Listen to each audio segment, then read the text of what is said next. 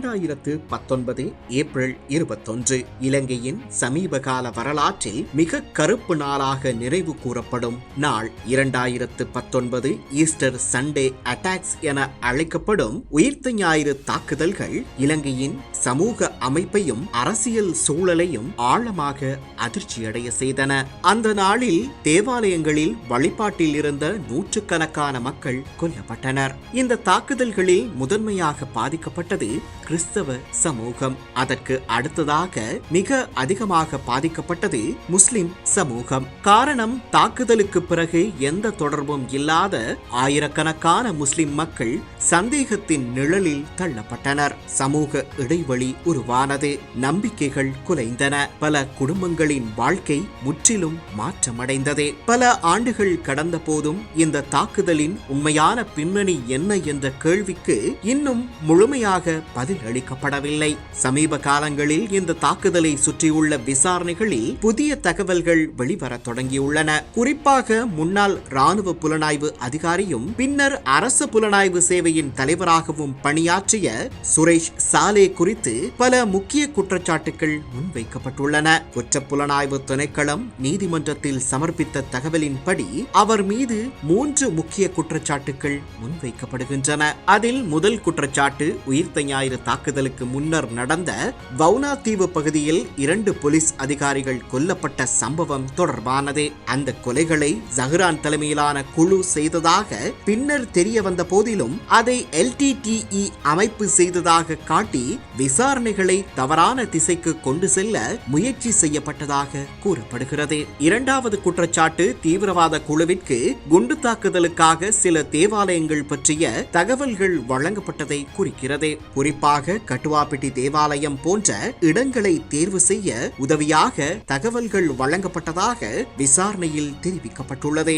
இது நேரடியாக அல்லாமல் ஒரு ஒற்றர் வழியாக நடந்திருக்கலாம் என கூறப்படுகிறது. மூன்றாவது முக்கிய குற்றச்சாட்டு சாய்ந்தமருது வெடிப்பில் சாரா ஜஸ்மின் இறந்தாரா என்பதை உறுதி செய்ய முயன்ற DNA பரிசோதனைகள் தொடர்பானது. 2 முறை செய்யப்பட்ட DNA பரிசோதனைகளிலும் உறுதி செய்ய முடியாத நிலையில் 3வது முறையாக DNA பரிசோதனை செய்ய கடுமையான அழுத்தம் கொடுக்கப்பட்டதாக விசாரணைகளில் வெளிவந்துள்ளது. இந்த அழுத்தம் காரணமாக அப்போதைய விசாரணை அதிகாரிகளுக்கு பெரும் மன அழுத்தமும் ஏற்பட்டதாக தகவல்கள் தெரிவிக்கின்றன. இதனுடன் தொடர்பாக முக்கிய தகவலும் வெளிவந்துள்ளது. முன்னாள் பிரதமர் ரணில் விக்ரமசிங்க உயிர்த்த ஞாயிறு தாக்குதலை ஆராய்ந்த ஜனாதிபதி ஆணைக்குழுவில் சில முக்கிய தகவல்களை வழங்கியதாக அறிக்கைகள் கூறுகின்றன. தீவிரவாத குழுக்களை ஊக்குவித்ததாக கூறப்படும் சில செயல்பாடுகள் குறித்து அவர் அங்கு விளக்கியதாகவும் தகவல்கள் தெரிவிக்கின்றன. ஆனால் அந்த தகவல்கள் ஆணைக்குழு அறிக்கையில் ரகசியம் என்ற குறியீட்டின் கீழ் மறைக்கப்பட்டதாகவும் கூறப்படுகிறது. இதனால் உண்மை முழுமையாக பொதுமக்களுக்கு தெரியாமல் போயிருக்கலாம் என்ற சந்தேகமும் எழுகிறது.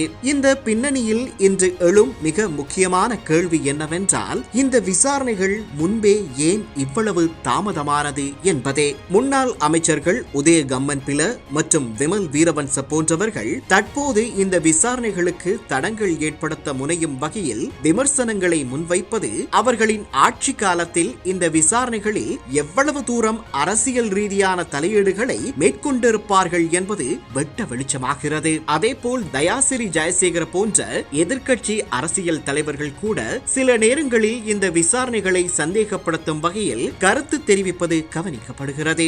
இதனால் கடந்த ஆட்சியில் ஆளுங்கட்சியும் எதிர்க்கட்சியும் இணைந்து இந்த தாக்குதலின் உண்மை வெளிவராமல் தடுக்க முயன்றார்களா என்ற சந்தேகமும் பலரிடையே உருவாகியுள்ளது. அதேவேளை உயிர்த்த ஞாயிறு தாக்குதலில் அதிகம் பாதிக்கப்பட்ட கிறிஸ்தவ மற்றும் முஸ்லிம் சமூகங்களை பிரதிநிதித்துவப்படுத்தும் அரசியல் கட்சி தலைவர்கள் விசாரணைகளை தடுக்க முயற்சிப்பவர்களுக்கு எதிராக இன்னும் பொதுவெளியில் வலுவாக குரல் எழுப்பவில்லை என்பதும் பலருக்கும் வேதனையையும் சந்தேகத்தையும் எழுப்பும் காரணியாக மாறியுள்ளது. உயிரிழந்தவர்கள் அரசியல் விவாதங்களின் எண்கள் அல்ல, அவர்கள் குடும்பங்களின் அன்புக்குரியவர்கள், கனவுகளுடன் வாழ்ந்த மனிதர்கள். ஆகையால் உயிர்த்த ஞாயிறு தாக்குதலின் முழு உண்மை வெளிவருவது இலங்கையின் அநீதிக்கும் சமாதானத்திற்கும் மிகவும் அவசியமான ஒன்றாகும். உண்மை சில காலம் மறைக்கப்படலாம், ஆனால் அது நிரந்தரமாக மறைந்திருக்க முடியாது. ஒரு நாள் அது வெளிச்சத்திற்கு வர வேண்டும். அப்போதுதான் இந்த நாட்டின் வரலாற்றில் ஏற்பட்ட இப்பெரும் காயத்தை ஆற்றுப்படுத்த முடியும்.